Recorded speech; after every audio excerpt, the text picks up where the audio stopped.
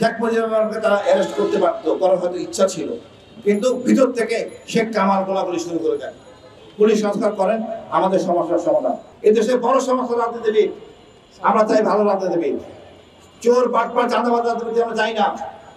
সকল নেতাদের বলবো অনুগ্রহপূর্বক বাছাই করুন।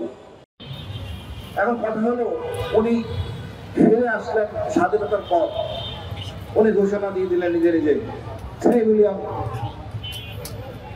মানে আমাদের শহীদের যত 30 লাখ, এই যে শহীদের সংখ্যাটা বিন্দুতে করলেন, হয়তো 0.3 মিলিয়ন বলার কথা ছিল, 3 মিলিয়ন বললেন। এরকম সংশোধন করার সুযোগ ছিল, এটা করার না, আমি পরিবর্তন করা যাবে না।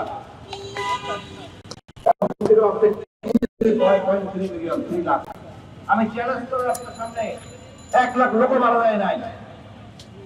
এই যুদ্ধটাকে বিতর্কিত করার জন্য শেখ মুজিবুর রহমান ইচ্ছাকৃতভাবে 30 লাখ বলেছেন।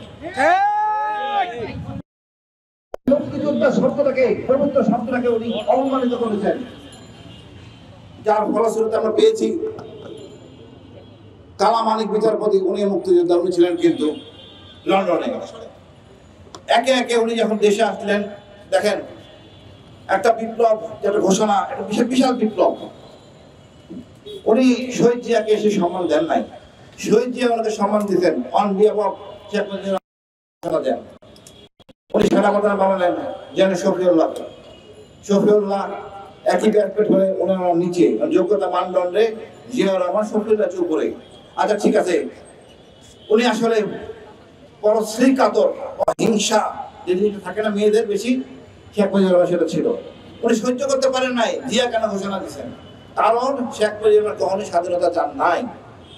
উনি 7ই মার্চে ভাষণ দিয়েছেন, আমরা যেটা নিয়ে বিতর্ক করি, এক সুন্দর ভাষণ। এই শেষটা ছিল ভাষণের জিও পাকিস্তান, সেটা আমরা ভুলে গেছি। 7ই মার্চ যদি স্বাধীনতা ঘোষণা হয়ে থাকে, 8ই মার্চ কেন যায় নাই জনতা, 9ই মার্চ কেন যায় নাই, 25 তারিখ পর্যন্ত কেউ যায় নাই। যখন পাকিস্তানে আমাদের হামলা দেয়, আমরা আত্মগোপনে যাই, শহীদ জিয়া ঘোষণা দিলে আমরা অস্ত্র ধরি। এটাই হলো বাস্তবতা। এখন উনি বিদেশ থেকে ফিরে এসে সব কিছু ওনার, উনি ভুলে গেছেন শহীদ জিয়া, উনি ভুলে গেছেন জেনস পানি, উনি ভুলে গেছেন তাজউদ্দিন, সবটাই ওনার। এটা ছিল লজ্জার। উনি কখনোই জাননি এটা শক্তিশালী সেনাবাহিনী হোক, তাই উনি সৃষ্টি করেছেন রক্ষী বাহিনী। এই রক্ষী বাহিনী কারা? এরা ছিল জেনারেল ওমানের আন্ডারে BLF force, Bangladesh liberation force, যারা কোথাও কোনো গুলি করে নাই, কোথাও কোনো যুদ্ধ করে নাই। তারা যাচ্ছিল অখণ্ড ভারত, তারা বিশ্বাস করে তাজমহল আমাদের। এরাই ছিল রক্ষী বাহিনী। এরা 30,000 মুক্তিযোদ্ধাকে খতম করে, অন্তত একটা হলে তো করে, যেটা সিরাজ শিকদার, ইঞ্জিনিয়ার সিরাজ শিকদার। কত বড় হ্যাডম, উনি সংসদে বলেন, ঘোষণা দিয়ে বলেন সিরাজ শিকদারের কথা। কোথায় আর সিরাজ শিকদার? বিদ্রোহ দমনে কণ্ঠস্বর রোধ করতে উনি বাকশাল সৃষ্টি করেন। উনি এমন কোনো অন্যায় কাজ নাই মানুষের কণ্ঠ রোধ করার জন্য, সবটাই উনি করেন। যার জন্য আমরা স্বাধীনতা চাইলাম, অর্থনীতি মুক্তি, আমাদের স্বাধীনতা, কথা বলার অধিকার, উনি সব হরণ করেন। তারপরে মুক্তিযোদ্ধা ইয়াং কিছু সেনা অফিসার, এই অনৈতিক কর্মকাণ্ড, কোনো হত্যাকাণ্ড আমি পছন্দ করি না। তারপর যেটা ছিল প্রয়োজন, তা না করলেই নয়। দেখেন শেখ মুজিবুরকে তারা অ্যারেস্ট করতে পারতো, করার হয়তো ইচ্ছা ছিল, কিন্তু ভিতর থেকে শেখ কামাল গোলাগুলি শুরু করে দেন। বাংলাদেশের উনি জনক বললাম, আমার সবাই বলে জনক, জনক হলো আমজনতা। এই উনি কোন ক্ষমতা বলে শেখ কামাল এত অস্ত্র ঘরে রেখেছিলেন আবার বলেন? আপনি চিন্তা করতে পারেন আজকের দিনে শেখ কামাল বাড়িতে অস্ত্র রাখছেন, একাধিক অস্ত্র, এসএমজি সব বাসায়, কি করে সম্ভব? আর ওনার জন্য, ওনার হাতে গুলিতে আমাদের 3জন, একজন মারা যায় শামসুদ্দিন, আর 3জন আহত হয়। তার পরবর্তী দেখেন শেখ কামাল যখন কথায় মারা যায়, তারপরে আর কোনো বেঁচে থাকার কোনো সম্ভাবনা ছিল না অন্যদের। বড় লজ্জার অধ্যায়। এরা ছিল আমাদের সূর্য সন্তান, এদেরকে স্বীকৃতি না দিলে আজকে বাংলাদেশ এই জায়গায় দাঁড়াতে পারতাম না। জুলাই আগস্টে বলি 24 জুলাই হতো না। এই বিপ্লবের মাধ্যমে দিয়ে, অর্থাৎ 15 আগস্টের মাধ্যমে সৃষ্টি হয় হাসিনা, খালেদা, শহীদ জিয়া, এরশাদ, অন্যান্য। আমরা এদের ইতিহাসে স্মরণ করতে হবে কেন হয়েছিল, এটা নিয়ে আমাদের অনেক বিশ্লেষণ, জ্ঞান করার দরকার আছে। আমরা পেয়েছিলাম একটা দুর্ভিক্ষ, এই দুর্ভিক্ষের মধ্যে উনি ওনার দুই ছেলেকে বিয়ে দিলেন, জামাল আর কামালকে। এই 50 পাউন্ড কেক কেটে উনি উদ্বোধন করেন। আমার কথা হলো, শেখ জামাল সরকারি পয়সায় বিদেশ থেকে প্রশিক্ষণ নিছেন। আমাদের আর্মির নিয়ম আছে, কোন অফিসার যেখানেই প্রশিক্ষণ নেন না কেন, আমরা 2.5 বছর ট্রেনিং নেই, তারপরে আমরা সৈনিকের সাথে 2 মাস থাকি, যেটাকে আমরা বলি রেজিমেন্টেশন। এই ভদ্রলোক জামাল সাহেব লন্ডন থেকে এসে একদিনের জন্য ক্যান্টনমেন্টে ছিলেন না। উনি কি রাজপুত্র? ইভেন চার্লস রাজ পরিবার লন্ডনের, তারাও সেই মেনটেন করে সেনাবাহিনী ডিসিপ্লিন, সশস্ত্র বাহিনী ডিসিপ্লিন। এই ভদ্রলোক তা করেন নাই, আল্লাহ শেখ মুজিবুর করতে দেন নাই। আল্লাহ অশেষ রহমত, এই সূর্য সন্তান আমাদের রক্ষা করছে, নাহলে আমরা কোথায় যেতাম আমি জানি না। এরপরে সূর্য সন্তান বলবো, গর্বিত সন্তান আমাদের আবু সাইদ, মুগ্ধ, ওয়াসিম, 1443 জন সম্ভবত। এদের রক্তের বিনিময়, জীবনের বিনিময়ে আজকে আমরা কথা বলতে পারতেছি। কতটা ভীতি স্বাধীন হইতে পারে। আমি চাকরিরত অবস্থায় ঘুম, তারপরে আবার ঘুম, এবং কথা বলবেন, কিছু বলার কোনো অধিকার নাই। কদিন আগে একটা ভাবি, মেজর ভাবি, তার সাথে যে নির্মম অত্যাচার করছে, এটা সভ্য দেশে হয় না। আমাদের সেনাবাহিনী কতটা নিচে নামতে পারে, কতটা দায়িত্ব নিতে ধরতে পারে, আমার বলা কথা রাখে না। কয়েকবার এই চেষ্টা করে পাশ করা শেখ হাসিনা বিডিআরের ঘটনা ঘটে। আমি জানি না মইনু আমাদের কি দরকার ছিল হাসিনা অনুমতি নেওয়ার। এই ধরনের অথর্ব সেনাবাহিনী আমরা চাই না, আগামীতে হোক, আমরা কাম্য না। এই সেনাবাহিনী জনগণের সেনাবাহিনী, জনগণের তাকে জবাবদিহি করতে হবে, তার ঊর্ধ্বে নয়। গোপনে দেবের কিছু নাই। ফেরত গুম খুন একাধারে চলছে। আজকের এই মহান এই দিবস বলবো, মহান দিবসই বলবো। আমি ইলিয়াস ভাইয়ের সাথে বলি নাজার দিবস, অবশ্যই নাজার দিবস। এটা যারা জানেন, আপনার আমি যা বললাম হয়তো মনে কষ্ট পেতে পারেন। শেখ মুজিবুর রহমান সম্বন্ধে আপনি বাবাকে জিজ্ঞেস করবেন, দাদাকে জিজ্ঞেস করবেন। যেই মিথ্যাচার করা হয়েছে সেই মিথ্যাচার সঠিক নয়। পাকিস্তানিরা নাই, পরিষ্কার বুঝে নেন, পাকিস্তানিরা ধর্ষণ করে নাই, করে সেঞ্চুরি করে নাই। ভুল ত্রুটি হবে, ধর্ষণ সেনাবাহিনী অপরাধ, কিন্তু কঠিন দণ্ড আছে।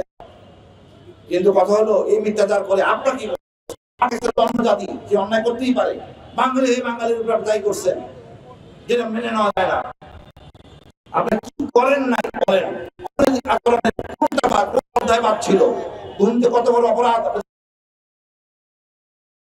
ইস্ট ইন্ডিয়া কোম্পানি এনাদের উচিত ছিল যারা বিপ্লব করছে, রক্ত দিচ্ছে, তাদের সাথে কথা বলা, সাংবাদিক ভাইসের সাথে কথা বলা, মানে সম্পাদক না, সাংবাদিক, তৃণমূলের সাংবাদিক ভাইদের সাথে কথা বলা। তাহলে আমার দেশের সমস্যাটা বুঝতে পারতেন। কেন সমস্যা বুঝতে হবে, কেন উনি এদেশের লোক না, উনি তো বিদেশে ছিলেন আর আমাকে ছিলেন। বিদেশ দিয়ে আমাকে তুলনা করলে হবে না। আমাদের জনগণের চাওয়া পাওয়া, এই জন্য উচিত ছিল সাংবাদিক ভাইদের সাথে কথা বলা, সরকারি বেসরকারি ইউনিভার্সিটির ছাত্রদের সাথে কথা বলা, তৃণমূলে আমজনতার সাথে কথা বলা।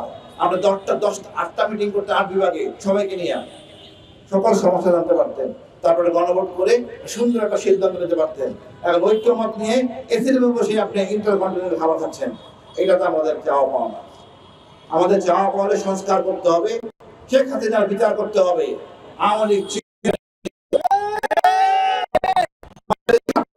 শিখেছে পরিষ্কার ভাবে, কি বলবো, এটা আমাদের ছাত্ররা শিখেছে ভারত আমাদের একমাত্র শত্রু।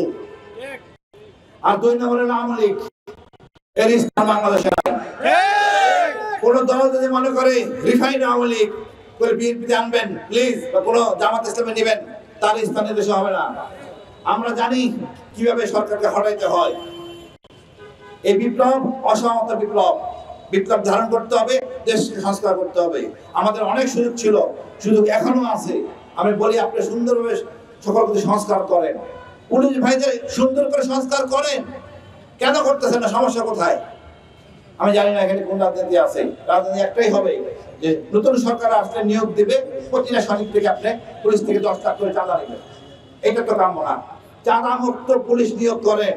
আমার একটা কথা বলি, এই আজকে এই জায়গায় একটা পুলিশ সাব ইন্সপেক্টর কয় টাকা বেতন পায়? নিজে খাবে না, বাড়ি ভাড়া দিবেন, বড় চালাবে।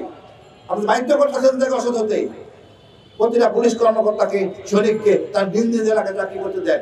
স্বজনপ্রীতি হবে, জুলুম হবে না। আমরা চাই না 54 ধারা। রাস্তাঘাটে কি চাই আমরা? ন্যায় বিচার। পুলিশ সেবক দেখতে চাই, সেবক না হোক অন্তত জুলুম না করুক আমাদের প্রতি। প্লিজ ওই ধরনের আলোচনা করেন, আপনি আলোচনা করেন পুলিশ কর্মকর্তা, যেমন আপনার আছে আমাদের দুজন উপদেষ্টা একজন বাহার সাহেব আছেন, আর জন লোকে আমাদের খোদাবক্স, ওনাকে দিয়ে আপনার সমাধান পাবেন না। আপনি আলোচনা করতে হলে পুলিশের সমস্যা, পুলিশের সাব ইন্সপেক্টরদের সাথে কথা বলতে হবে। ওরা জানে, ওরাই মামলা করে, ওরাই সব কিছু করে। আর তাদের সাথে কথা না বলে আবল তাবল লোকের কথা বলেন। পুলিশ সংস্কার করেন, আমাদের সমস্যার সমাধান। আর একটা বড় জিনিস, এই দেশে বড় সমস্যা রাজনীতিবিদ, আমরা চাই ভালো রাজনীতিবিদ। চোর বাটপার চাঁদাবাজ রাজনীতি আমরা চাই না। সকল নেতাদের বলবো অনুগ্রহপূর্বক বাছাই করুন, যাতে আমরা ওনারা চাঁদাবাজি বন্ধ করতে পারে। এই চাঁদাবাজি মনে করেন 10 টাকা নিতি, এই 10 টাকা ঘুরতে ঘুরতে আমার ঘরে এসে পড়ে। অনুগ্রহপূর্বক এই ধরনের নেতা আমরা চাই না। শহীদ জিয়ার নেতা কার্যক্রমের মধ্যে চাঁদাবাজি ছিল না। যারা নির্বাচন করতে পারবেন না, প্লিজ করেন না, নিজের টাকা দেওয়া করেন, চাঁদাবাজি বন্ধ করেন। আমরা ভালো রাজনীতিবিদ চাই। বাংলাদেশে আপনি দেখাইতে পারবেন না কোনো জায়গায় একটা সন্ত্রাসী আছে বা জনদস্যু আছে যাকে কোনো রাজনীতিবিদ স্পন্সর করে না, সবাইকে তারা করে। আওয়ামী লীগ হোক, বিএনপি হোক বা জামাত হোক, এই সন্ত্রাসীদের পালন করে তারা। এই রাজনীতি চলতে পারে না। এটা জনগণের দেশ, রক্ত দেশের সাধারণ জনগণ, এই শেখ পরিবার দেয় নাই। সুতরাং আমি বলবো আমরা দেশটাকে সুন্দর করে সংস্কার করি। এটা আমাদের কাঙ্ক্ষিত দেশ সোনার বাংলা, আমরা এটাকে সুন্দর করে করতে চাই।